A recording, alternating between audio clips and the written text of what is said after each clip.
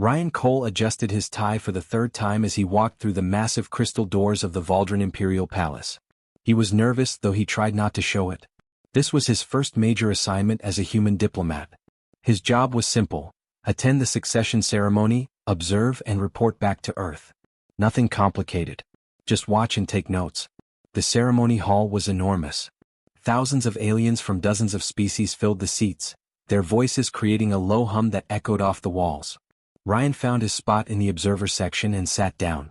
A tall, blue-skinned alien next to him nodded politely. Ryan nodded back. At the front of the hall stood a strange machine. It looked ancient, covered in symbols that glowed faintly. Ryan had read about it in his briefing documents. The succession scanner, they called it. For thousands of years, this machine had chosen every emperor of the Valdrin Empire. It did not care about bloodlines or politics. It simply chose whoever was most worthy to rule. The scanner has never been wrong, his briefing had said. Ryan found that hard to believe, but he was not here to judge alien traditions. The ceremony began. A tall alien in flowing robes stepped forward and spoke in a deep voice. The translation device in Ryan's ear converted the words instantly. "We gather today in crisis. Our beloved emperor has passed, and the throne stands empty. The scanner must choose. Without an emperor, our empire will fall into chaos." One by one, candidates approached the machine. They were all royals from the most powerful families in the empire. Each one walked up with confidence, placed their hand on the scanner and waited. Ryan watched as the machine hummed and glowed, examining each candidate. Then one by one it rejected them all. A red light flashed. The candidate stepped back looking shocked. The crowd murmured. Another candidate tried. Another rejection. Then another. And another. Ryan lost count after the 20th rejection. The mood in the hall changed from ceremonial pride to confused worry. Aliens whispered to each other. Some looked angry. Others looked scared. "This has never happened before," the blue alien next to Ryan whispered. "The scanner always chooses someone by now. What happens if it does not choose anyone?" Ryan asked quietly. "Civil war," the alien replied, his face grim. "Every major house will claim the right to rule. Millions will die." Ryan felt a chill run down his spine. He was glad he was just an observer. This was not his problem to solve. The ceremony continued for hours. More candidates approached. More rejections. Some candidates tried twice, hoping the machine had made an error. It rejected them again. The crowd grew restless. Arguments broke out in the seats. Guards moved to keep order. Finally, after the last candidate had been rejected, the tall alien in robes raised his hands for silence. "This is unprecedented. The scanner has rejected every royal candidate. We must consult the ancient text to understand what this means." The crowd erupted in shouts. Some aliens demanded a new emperor be chosen by vote. Others insisted the scanner must be broken. Ryan sank lower in his seat, hoping to avoid attention. He just wanted to leave and file his report. Then something strange happened. The scanner's lights changed. Instead of the soft glow it had shown all day, it suddenly blazed with brilliant white light. The machine began to hum loudly, a sound that made Ryan's teeth vibrate. Everyone in the hall fell silent, staring at the machine. The scanner's beam swept across the crowd. It moved slowly, methodically, scanning row after row of shocked aliens. Ryan watched it approach his section. He felt a strange tingling sensation as the light passed over him. Then the beam stopped. It focused directly on Ryan. "Oh no," Ryan whispered. "No, no, no." He tried to stand up and move away, but his body would not respond. Some invisible force held him in place. The scanner's beam intensified, surrounding him in light. He heard gasps from the crowd. "Impossible," someone shouted. The scanner began to speak. Its voice was mechanical but clear, translated instantly into dozens of languages. Candidate identified. Worthiness confirmed. Genetic pattern, human. Psychological profile, compatible. Prophetic designation, Crownless king. Selection, final. Ryan's body released. He stumbled forward, nearly falling. Guards rushed to his sides, supporting him. The entire hall had erupted into chaos. Aliens were shouting, some in anger, some in disbelief. "There must be an error," a noble alien screamed. "A human cannot be emperor. They are not even part of our empire." The tall alien in robes raised his hands again, struggling to restore order. "The scanner's choice is absolute. This is our most sacred law. For 10,000 years we have trusted the machine. We cannot abandon our traditions now. But a human? Another voice shouted. He knows nothing of our ways. He is an outsider. Ryan's mind raced. This could not be happening. He was just a diplomat. He knew nothing about running an empire. He had only been in space for 6 months. This had to be a mistake. I refuse, Ryan said loudly, finding his voice. I am honored, but I cannot accept. I am not qualified. Choose someone else. The robed alien turned to him, his face grave. The scanner cannot be refused. Ancient law is clear. You have been chosen. You must undergo the trials to prove your worthiness, or you will be executed for fraud against the throne. Ryan's blood ran cold. Executed? If the scanner chose you, you must prove it chose correctly. 3 trials will test your wisdom, your courage, and your strength. Pass them and you will be crowned emperor. Fail them and you will die. Those are the only 2 options. Ryan looked around the hall at thousands of alien faces staring at him. Some looked curious. Many looked hostile. A few looked hopeful. He thought of Earth so far away. He thought of his small apartment and his quiet life. He had never wanted power. He had never wanted attention. But now he had both, whether he wanted them or not. The guards began to escort him from the hall. As he walked, he heard the crowd's voices rise again in argument and confusion. His legs felt weak. His hands shook. What have I gotten myself into? He whispered to himself. One of the guards, a younger alien with kind eyes, leaned close. The scanner has never been wrong, human. Perhaps there is a reason you were chosen. Perhaps you are exactly what the Empire needs. Ryan wished he could believe that. But all he felt was fear. Ryan spent his first night in the palace locked in a luxury suite that felt more like a prison. Guards stood outside his door. He could not sleep. Every time he closed his eyes, he saw that scanner's light focusing on him, trapping him in a fate he never asked for. Morning came too quickly. The guards escorted him to a large chamber where 12 aliens sat in a semicircle. They wore elaborate robes marked with symbols of authority. This was the High Council, the most powerful governing body in the Empire. Sit, commanded an elderly alien with silver skin and 4 arms. Ryan sat in the single chair facing them, feeling like he was on trial. You wish to refuse the scanner's choice, the silver alien continued. We need you to understand why that is impossible. Another council member, a being that looked like flowing water contained in a transparent suit, spoke next. Our empire spans 400 worlds. 60 different species live under our protection. Without an emperor, we have no unity. Within days, the great houses will begin fighting for power. Within weeks, entire planets will burn. But why me? Ryan asked, unable to keep the frustration from his voice. I'm nobody. I have no experience leading anything larger than a negotiation team. There must be someone better. A third council member, reptilian with deep green scales, leaned forward. The scanner was built 8,000 years ago when our empire nearly destroyed itself in civil war. Billions died fighting over who should rule. Our founders, representing all species, created the scanner to end the bloodshed forever. They programmed it with one purpose: find the being most capable of leading justly regardless of species or origin. It has chosen 147 emperors, the silver alien added. Some were warriors. Some were scholars. Some came from royal families. Others were common workers. The scanner looks into the mind, the heart, the potential of each being. It has never chosen wrong. Not once in 8,000 years. Ryan felt the weight of those words. And if I fail the trials? Then you die, the water being said simply. And we must hope the scanner chooses another before war begins. But execution trials take time we do not have. You are our only hope. The silver alien stood. Your first trial begins now. Come with us. They led Ryan through corridors to another chamber. A massive holographic display filled the center of the room, showing 2 planets orbiting close to each other. Both worlds looked green and blue, clearly inhabited. These are Kilos and Marta, the Reptilian Council member explained. Sister planets.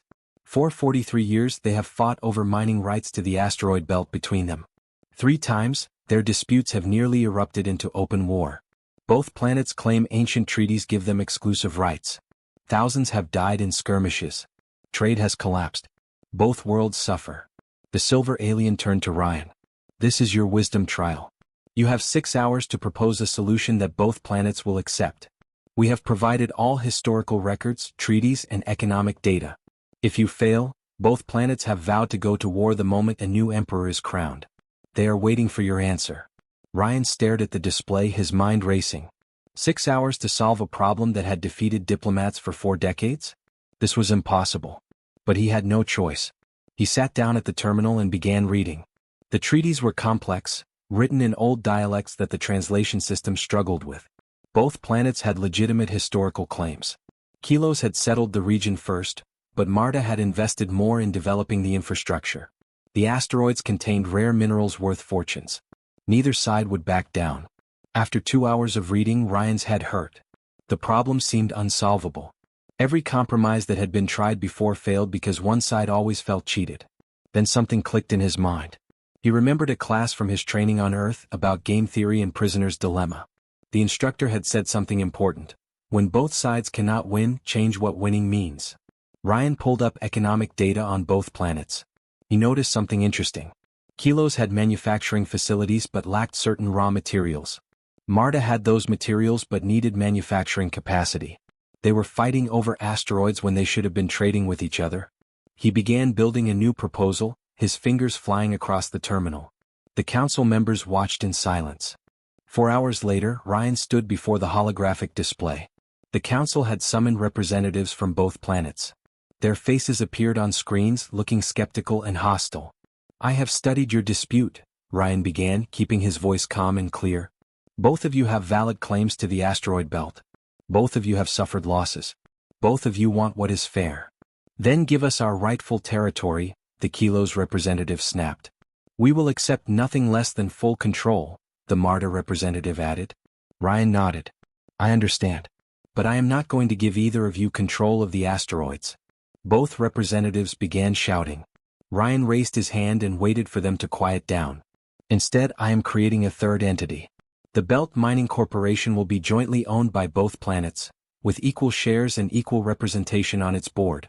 Neither of you controls it. You both control it together." "That will never work," the Kilos representative said. "We will just fight over every decision." "Not if you both profit from cooperation," Ryan continued. He pulled up his economic analysis. "Kilos, you need titanium and rare earth elements that Marta produces. Marta, you need manufactured components that only Kilos makes efficiently. Right now, you both import these from distant systems at enormous cost."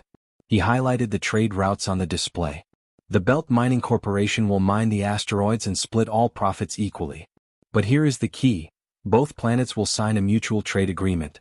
Kilos will sell manufactured goods to Marta at 20% below market rate. Marta will sell raw materials to Kilos at the same discount. The savings you gain from trade will exceed the profits from the asteroids." The representatives fell silent, studying the numbers. "You are essentially bribing us to cooperate," the Marta representative said slowly. "I am showing you that cooperation is more profitable than conflict," Ryan corrected. "Game theory proves that mutual cooperation creates more wealth than competition. You have spent 43 years fighting over limited resources. I am offering you a way to both gain more than you could have ever won by fighting." The Kilos representative leaned back, thinking. "And if one side breaks the agreement? Then the Belt Mining Corporation freezes their share of profits until the dispute is resolved through arbitration," Ryan said. "Neither side can win by cheating. You both benefit only by honoring the deal." There was a long silence. Ryan held his breath. Finally, the Marta representative spoke. "This is acceptable to us. Pending legal review." "Agreed," the Kilos representative added, almost reluctantly. "We will accept this proposal." The screens went dark. Ryan turned to face the council, his legs shaking from exhaustion and stress. The silver alien stood slowly. His expression was unreadable.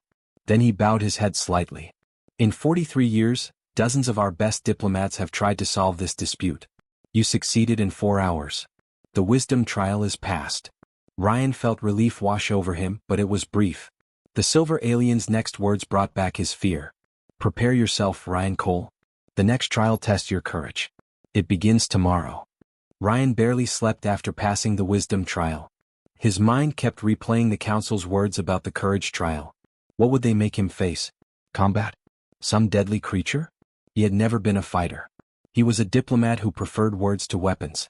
The guards came for him at dawn. They led him deep beneath the palace, down stairs that seemed to go on forever. The air grew colder with each step. Ancient stone walls replaced the polished crystal of the upper levels. This part of the palace was old, built thousands of years before. They reached a massive door carved with symbols Ryan did not recognize. The silver-skinned council member waited there, along with 2 other council members. Beyond this door lies the Imperial Vault, the council member explained.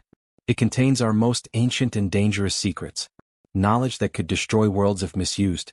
Defense systems guarded, designed to kill anyone who enters without proper authorization. Ryan felt his mouth go dry. And you want me to go in there? The courage trial has always been the same. Enter the vault. Retrieve a specific item from its center. Return alive. Many candidates have died attempting this trial. What item am I retrieving? Ryan asked. The Founder's Seal. A small crystal disc. You will know it when you see it. The council member handed Ryan a small device. This scanner will guide you to it. But be warned, the vault's defenses are designed to test not just bravery but intelligence. Brute force will get you killed. You have 3 hours. If you do not return by then, we will seal the vault permanently with you inside. The massive door groaned open. Darkness waited beyond. Ryan took a deep breath and stepped through. The door slammed shut behind him, making him jump. Small lights flickered on along the walls, providing barely enough illumination to see. The corridor ahead stretched into shadows. Ryan activated the scanner device. It projected a faint blue arrow pointing forward. He started walking, his footsteps echoing in the silence. The first defense system activated after 50 steps. Panels in the walls slid open, revealing weapons that hummed with energy. A mechanical voice spoke in an ancient dialect. His translator struggled with it. Identify purpose, authorization required, lethal force authorized. Ryan froze. The weapons tracked his movement. He had seconds before they fired.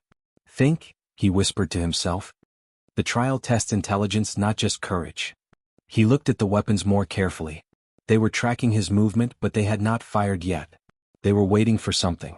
Authorization, the voice had said. But Ryan had no authorization code. He was not supposed to be here by normal rules. The scanner had chosen him. That was his only authority. He pulled out the small scanner device and held it up toward the weapons. The succession scanner identified me as Crownless King. I claim authority by that selection. The weapons hummed louder. For a terrible moment, Ryan thought he had guessed wrong. Then they powered down. The panel slid closed. The corridor ahead opened. Ryan released a breath he had not realized he was holding. His legs shook, but he forced himself to keep moving. The vault was enormous, filled with rows of pedestals holding ancient objects. Some glowed with strange light. Others looked ordinary but felt wrong somehow, as if they should not exist.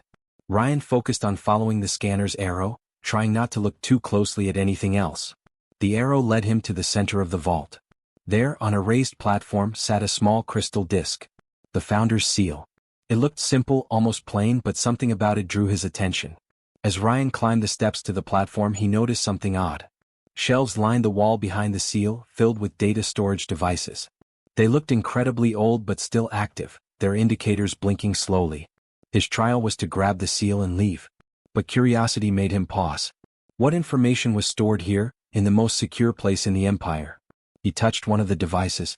A holographic display activated, showing text in dozens of languages. Ryan's translator worked through them until it found English. His blood went cold as he read. Project Isolation, Humanity. Status, Observation Phase Complete. Integration delayed pending pattern completion. Biological compatibility, confirmed. Psychological compatibility, confirmed. Cultural development, on schedule. Recommendation, maintain isolation for 2,000 additional cycles. Reason, species must develop governmental systems independently before contact. Required trait, constitutional thinking. Ryan scrolled through more files, his hands trembling. There were hundreds of reports about Earth, about human history, about humanity's development. The Empire had been watching Earth for thousands of years. They knew, Ryan whispered. They always knew about us. He found another file labeled Scanner Protocol Update, Humanity. It was only a few lines long. When governmental crisis reaches critical point, scanner authorized to select human candidate. Purpose, introduce constitutional perspective to absolute monarchy system.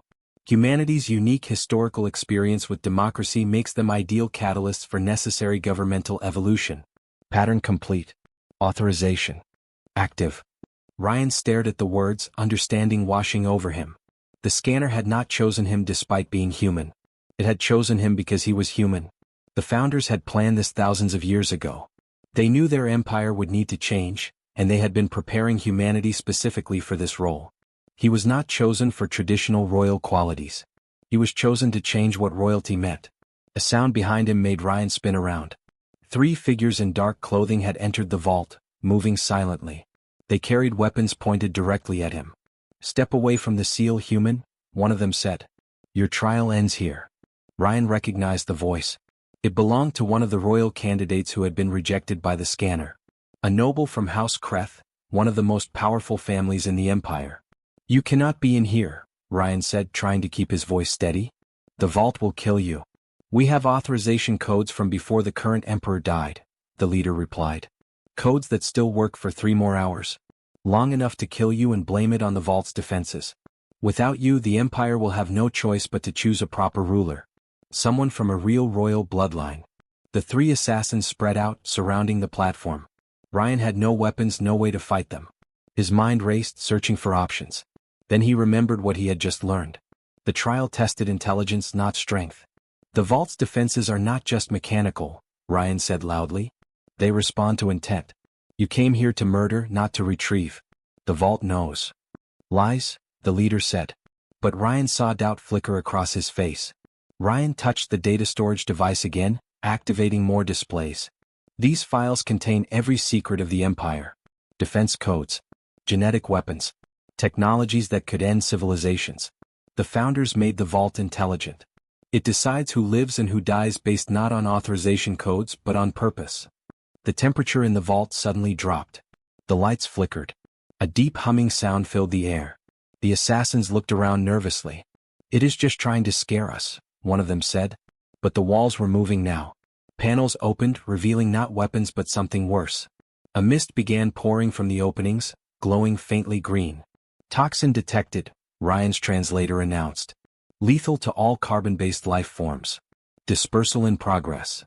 The assassins ran for the exit. Ryan grabbed the founder's seal and sprinted after them. The mist spread quickly, chasing them through the corridors. Ryan's lungs burned as he ran. Behind him, he heard one of the assassins scream, then fall silent. He burst through the vault door just as it began to close. The 2 surviving assassins had already fled. Ryan collapsed on the floor, gasping for air. The Silver Council member stared at him, then at the seal in his hand. "You passed the trial. But what happened inside?"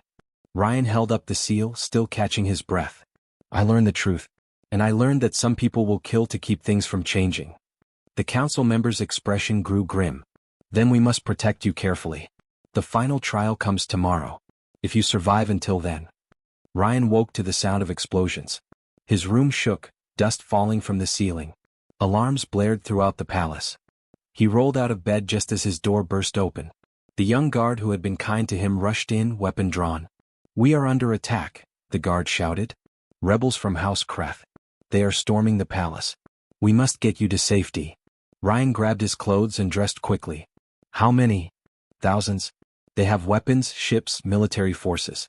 This is not an assassination. This is a coup." The guard pulled Ryan into the corridor. "They claim you are a fraud, that the scanner was sabotaged to choose you. Half the noble houses have joined them."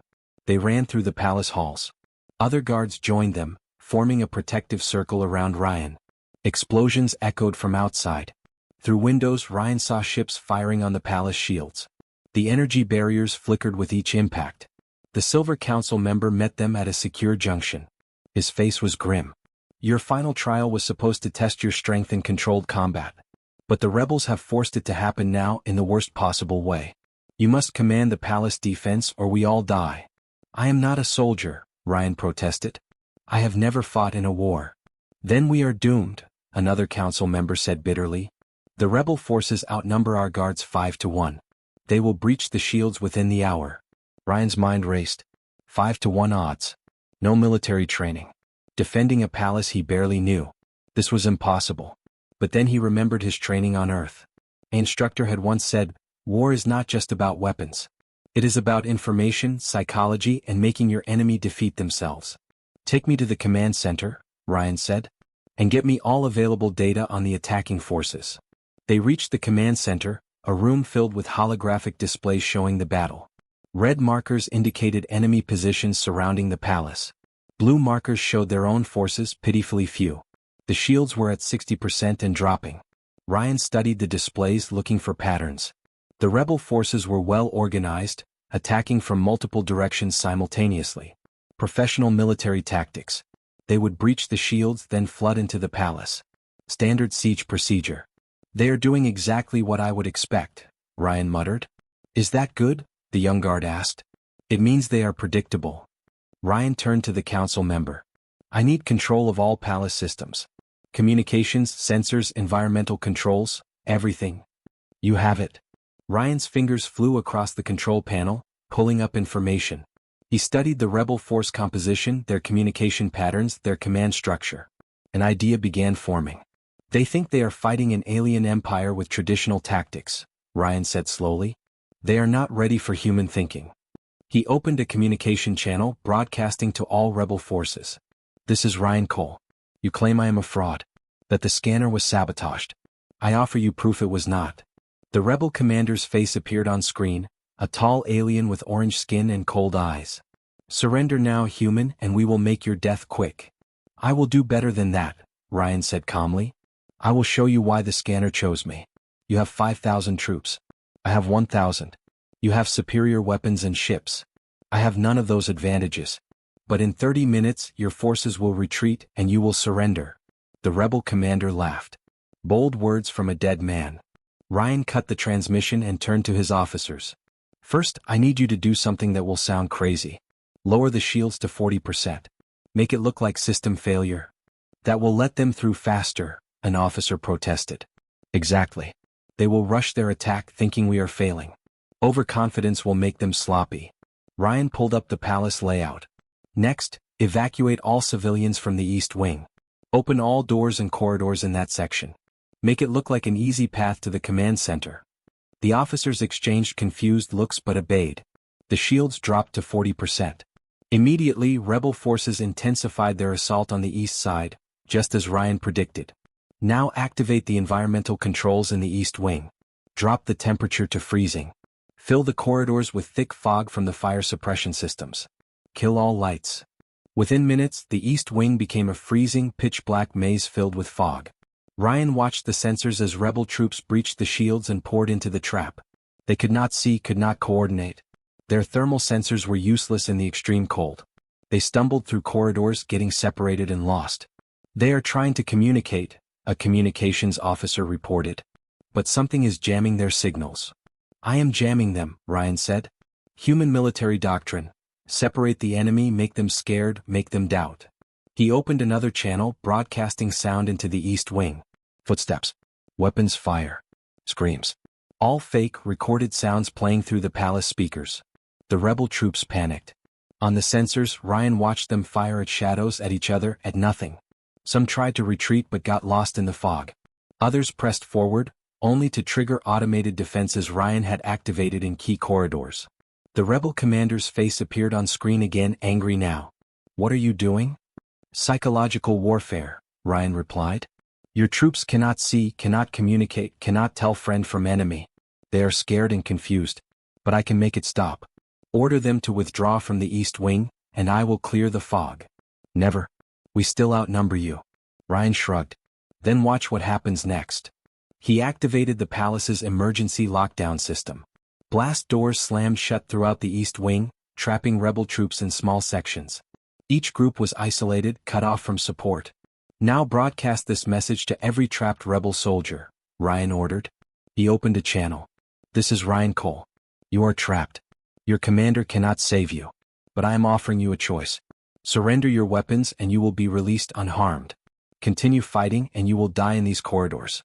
You have 5 minutes to decide. On the sensors, Ryan watched as groups of rebels talked among themselves. Then, one by one, weapons appeared on the floor as soldiers surrendered. Within 10 minutes, 3,000 rebel troops had given up. The rebel commander's face showed shock. This is not possible. Your troops are not loyal to you, Ryan said. They are scared young soldiers following orders. I gave them a better option than dying for your ambition. Now you have 2,000 troops left. I still have 1,000. But you just watched me defeat 3,000 without killing a single person. Do you really want to continue? The commander's hands clenched. You think you have won? I still have ships. I will bombard this palace until nothing remains. Ryan smiled. It was not a kind smile. Go ahead. Try it. The commander gave the order. The ships moved into position. Then their weapon systems shut down. Every ship went dark. I have been hacking your fleet computers for the last 20 minutes, Ryan said quietly. Your ships are now under my control. Land them now or I will crash them into each other. The rebel commander stared at him, understanding finally showing on his face.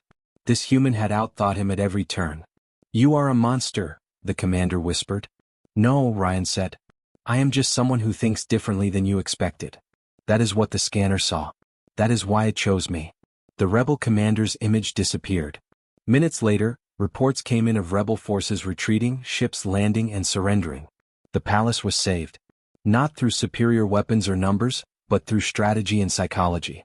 Human strategy. Human psychology. The council members stared at Ryan with new respect. And perhaps a little fear. The strength trial is passed, the Silver Council member said softly. Tomorrow you will be crowned emperor. Ryan walked to the window and looked out at the damaged city. Fires burned where the battle had raged. He had saved the palace, saved the empire perhaps. But at what cost? He had manipulated thousands of people, turned soldiers against their leaders, forced surrenders through fear. Was this what an emperor did? Was this who he wanted to be? He did not know anymore. The crown waited for him, heavy with responsibility and power he never wanted. But after today he knew one thing for certain. If he took that crown, everything would change. Not just for him but for the entire empire. The question was, did he have the courage to change it the right way? The coronation hall was filled to capacity. Every noble house, every species, every faction in the empire had sent representatives. Some came to witness history. Others came hoping to see Ryan fail at the last moment. The air buzzed with tension and whispered conversations. Ryan stood in a preparation chamber, staring at his reflection. He wore ceremonial robes that felt strange and heavy. In a few minutes he would walk into that hall and either accept the crown or refuse it. Either choice would change everything. The young guard who had protected him entered the room. They are ready for you, sir. The council is waiting. Do you think I should do this? Ryan asked quietly. Accept the crown? The guard considered the question carefully. I think the scanner chose you for a reason. I think you are supposed to do something no other emperor has done. What that is only you can know. Ryan nodded slowly. He had spent all night thinking about the files he found in the vault. About the founder's plan. About what the title Crownless King really meant. He had made his decision. Ryan walked into the coronation hall. Thousands of eyes turned to watch him. He climbed the steps to the throne platform where the council waited. The crown sat on a velvet cushion, gleaming under the lights. It looked beautiful and terrible at the same time. The Silver Council member raised his hands for silence. Ryan Cole, you have passed all 3 trials. You have proven your wisdom, your courage, and your strength. The scanner chose you and you have proven that choice was correct. Do you accept the crown and all the responsibilities of emperor? This was the moment. Accept and become the most powerful being in the empire. Or refuse and watch everything collapse into civil war. Ryan looked out at the assembled crowd. I have a question first. In 8,000 years, how many emperors have changed the fundamental laws of the empire? The council members exchanged confused glances. None, the silver one answered. The emperor enforces the laws but does not change the basic structure of government. That structure has remained the same since the founding. Then it is time for that to change, Ryan said clearly. His voice carried through the hall. I will accept the crown but not as emperor in the traditional sense. I propose a new system of government. Shocked murmurs rippled through the crowd. A noble from House Valen stood up, shouting. You cannot change our system. This is outrageous. Let him speak, the Silver Council member commanded. He looked at Ryan with sharp interest. Explain yourself. Ryan stepped forward, addressing the entire hall. I found something in the Imperial Vault. Records from the founders. They did not create the scanner just to choose wise rulers. They created it to eventually choose someone who would transform the empire. Someone who would introduce a new way of governing. He pulled out a data chip and activated a holographic display. The founders' files appeared, floating in the air for everyone to see. The founders knew that absolute monarchy works well in times of crisis, but in times of peace, it concentrates too much power in one person. They knew their empire would eventually need to evolve. They programmed the scanner to wait for the right moment, the right crisis, and then choose someone from a species that had learned different lessons about government. Ryan highlighted the section about humanity. They watched Earth for thousands of years. They watched humans try every form of government: monarchy, democracy, tyranny, republics. They watched humans fight terrible wars over who should have power. And they watched humans slowly learn that no one person, no matter how wise, should hold absolute power forever. The hall erupted in arguments. Some shouted agreement. Others called it treason. Ryan waited for the noise to die down before continuing. I am called the Crownless King. I did not understand that title until now. It means a king who rules without absolute power. A leader who serves the people rather than commanding them. He turned to the council. I propose we create a constitutional monarchy. I will accept the crown and serve as emperor, but my power will be limited by law. We will establish a parliament with representatives from every species and every world. They will create laws. I will enforce them and provide guidance, but I cannot make laws alone. This is madness, a noble shouted. You would make yourself weak. No, Ryan replied. I would make the empire strong. When power is shared, it cannot be taken by force. When laws are made by representatives, they reflect the will of the people, not the whims of one ruler. When leadership is limited, it cannot become tyranny. The Silver Council members studied the holographic files carefully. These documents are authentic. The founders truly planned this. He looked at Ryan with something like awe. You are not here to rule. You are here to change what ruling means. Exactly, Ryan said. The scanner did not choose me despite being human. It chose me because I am human. Because my species learned through blood and suffering that democracy, with all its flaws, is better than dictatorship, no matter how benevolent. A female council member with crystalline features spoke up. But how would this work? Who would write this constitution? Who would serve in this parliament? We would write it together, Ryan answered. Representatives from every species, every world, every faction. It will take time. It will be difficult. There will be arguments and compromises. But that is the point. Government should not be easy or quick. It should be thoughtful and inclusive. Another noble stood, an elderly alien with 3 eyes. What if we refuse? What if we demand a traditional emperor? Ryan met his gaze steadily. Then I refuse the crown. The scanner will choose someone else. But think carefully. The scanner chose me knowing what I would propose. It waited 8,000 years for this moment. Do you really think it made a mistake? The hall fell silent. Ryan could see people thinking, calculating, considering. Finally, the Silver Council member spoke. I support this proposal. The scanner's wisdom has never been wrong. If it chose a human to transform our government, then we should trust that choice. One by one, other council members stood in agreement. Then nobles from moderate houses. Then representatives from smaller species who had always been powerless under the old system. Not everyone agreed. Some nobles walked out in protest. But the majority remained. Then let us begin, the Silver Council member said. Ryan Cole, I crown you not as absolute emperor, but as the first constitutional emperor of the Valdran Commonwealth. The crown was placed on Ryan's head. It felt lighter than he expected. Or perhaps the burden felt lighter because he knew he would not carry it alone. Ryan turned to face the assembled crowd. I accept this crown and this responsibility. I promise to serve with wisdom, courage, and strength. But I also promise to share power, to listen to voices other than my own, and to build a government that will outlast any single ruler. Together we will create something new. Something better. The hall erupted in applause. Not everyone was happy, but even those who disagreed could see that change was inevitable. Later, as Ryan sat in his new office reviewing proposals for the Constitutional Convention, the young guard entered with a message. Sir, we have received word from Earth. Your government wants to know if you need assistance. Ryan smiled. Tell them I am fine. Tell them Earth's experiment with democracy is about to go galactic. The guard grinned. They will be amazed. Maybe, Ryan said looking out at the city below. Or maybe they will understand that we are all learning together. No one has perfected government. Not humans, not aliens. But together, sharing our mistakes and our successes, we might get a little closer. He touched the crown on his head. The crownless king. A ruler who governed not through power but through service. Not through command but through cooperation. It would not be easy. There would be challenges ahead, resistance from those who wanted the old ways. But for the first time since the scanner chose him, Ryan felt like he was doing exactly what he was meant to do. Not ruling an empire. Transforming it. And that made all the difference.